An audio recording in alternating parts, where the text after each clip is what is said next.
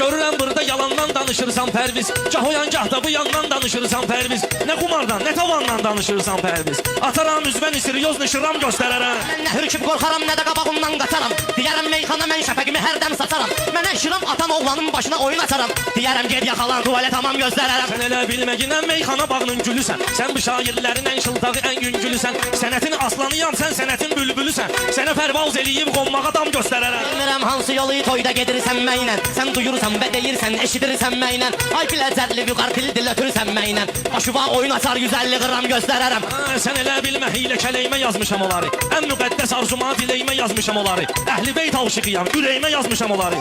Açaram 12 dənə məsum imam göstərərəm. Mən sənin yolunu edib davam göstərə bilmərəm. Öz-özümdən elə bir məqam göstərə bilmərəm. Mən sənə biləcərli imam göstərə bilmərəm. Ancaq hədis deyərəm, yaxşı kəlam göstərərəm. Qarşıyı çaşanın başını bədəndən ayıraram. Ehtiram göstərən kəsə ehtiram göstərərəm.